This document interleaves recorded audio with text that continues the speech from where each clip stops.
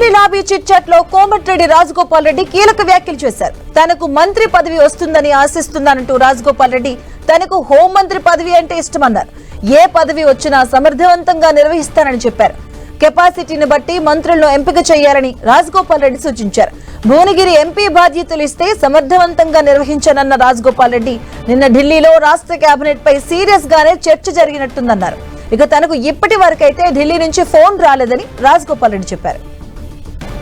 ఇదే అంశానికి సంబంధించిన పూర్తి అప్డేట్స్ మా కరెస్పాండెంట్ ప్రతాప్ అందిస్తారు. ప్రతాప్, మధు, ఇప్పుడు తెలంగాణ కాంగ్రెస్ లో ప్రజెంట్ హాట్ టాపిక్ గా క్యాబినెట్ విస్తరణ అంశం అనేది హాట్ టాపిక్ గా మారిందని చెప్పుకోవచ్చు. అయితే ఎవరెవరికి వస్తుంది, ఎవరెవరికి కన్ఫర్మ్ అయింది అనేది దానిపైన కూడా ఇప్పటికే ఒక చర్చ జరుగుతుంది. నిన్న సీఎం రేవంత్ రెడ్డితో పాటు డిప్యూటీ సీఎం బట్టి విక్రమార్క గానీ, అదేవిధంగా ఉత్తమ్ కుమార్ రెడ్డి, పిసిసి చీఫ్ మహేష్ కుమార్ గౌడ్ ను వీళ్ళతో ప్రత్యేకంగా ఢిల్లీకి పిలిపించుకొని కూడా క్యాబినెట్ పైన ప్రధానంగా కాంగ్రెస్ పార్టీ అధిష్టానం చర్చించింది. కేసీ వేణుగోపాల్ అదే రాహుల్ గాంధీ ఇద్దరు కూడా పూర్తి స్థాయిలో దీనికి క్యాబినెట్ ఏ విధంగా ఉండాలి, సామాజిక సమీకరణాలు, అదేవిధంగా గతంలో ఎవరెవరికైతే అష్యూరెన్స్ ఇచ్చాం వాటిని అనే అంశాలను కూడా బేరీజ్ వేసుకుని ఒక స్పష్టతకు వచ్చినట్టుగా కూడా ఒక చర్చ అయితే కాంగ్రెస్ పార్టీలో జరుగుతుంది. ఈ అంశానికి సంబంధించి కాసేపటి క్రితమే అసెంబ్లీ లాబీలో రాజగోపాల్ రెడ్డి ఎదురైనప్పుడు ఈ అంశాలను ప్రస్తావించినప్పుడు ముఖ్యంగా క్యాబినెట్ లో రాజగోపాల్ రెడ్డికి దాదాపు కన్ఫర్మ్ అనే పేరు ప్రధానంగా వినిపిస్తుంది. కాబట్టి ఈ అంశాన్ని రాజగోపాల్ రెడ్డితో ప్రస్తావించినప్పుడు ఆయనకు మంత్రి పదవి కూడా నాకు వస్తుందని నాకు కూడా నమ్మకం ఉంది అంటూ కూడా ఆయన కూడా దాన్ని బేరీజ్ దాన్ని కన్ఫర్మ్ చేయడం జరిగింది. అయితే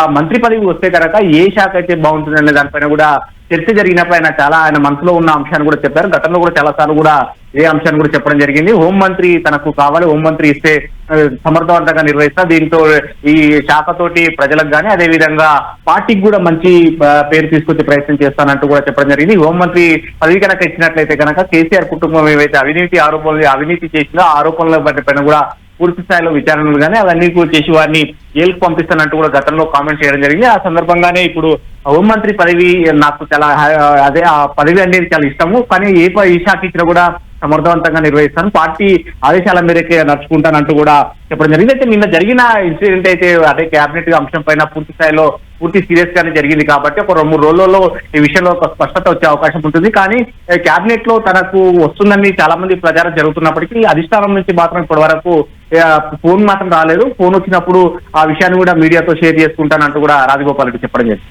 అంటే ప్రతాప్, ఈ మంత్రివర్గం ఇస్తున్నట్టు కూడా ఒక టెన్షన్ వాతావరణం కనిపిస్తుంది. ఎందుకంటే చాలా మంది ఆశావాహులు ఉన్నారు. మరోవైపు బీసీకి సంబంధించి బీసీ వర్గం కేటగిరీలో కూడా వాళ్ళు కూడా హడలెత్తిస్తుంది. ఎందుకంటే ఇదే హోంమంత్రి పదవికి అటు విజయశాంతి పేరు కూడా వినిపిస్తుంది.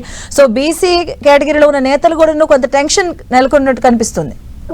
ఖచ్చితంగా కాంగ్రెస్ పార్టీలో ఏ క్షణానికి ఎప్పుడైనా సరే ఈక్వేషన్స్ చాలా వేగంగా మారిపోతూ ఉంటాయి. అయితే ప్రజెంట్ 6 బెర్తులు ఖాళీగా ఉన్నాయి. 6 బెర్తులలో అయితే 3 పేర్లు అయితే చాలా కన్ఫర్మ్ గా వినపడుతున్నాయి. ముఖ్యంగా రాజగోపాల్ రెడ్డి పేరు కానీ, గడ్డం వివేక్, వాకిట శ్రీహరి ముగ్గురు దాదాపు 100% కన్ఫర్మ్ అయినాయని ఒక ప్రచారం కూడా కాంగ్రెస్ పార్టీలో జరుగుతుంది. మిగతా 3 వాటికి సంబంధించి కూడా రకరకాల చర్చ జరుగుతుంది. వీటిని ఖచ్చితంగా బీసీ సమీకరణాలు, సామాజిక సమీకరణాలను దృష్టిలో పెట్టుకుని కూడా భర్తీ చేసే అవకాశం ఉంటుంది. కాబట్టి ఆ సామాజిక సమీకరణ ప్రకారం మంత్రి పదవులు ఇచ్చినా కూడా ఆ తర్వాత కూడా ఎవరికి శాఖలు ఇవ్వాలనేది కూడా అధిష్టానం ఒక నిర్ణయం తీసుకుని వారికి కేటాయింపులు చేసే అవకాశం ఉంటుంది.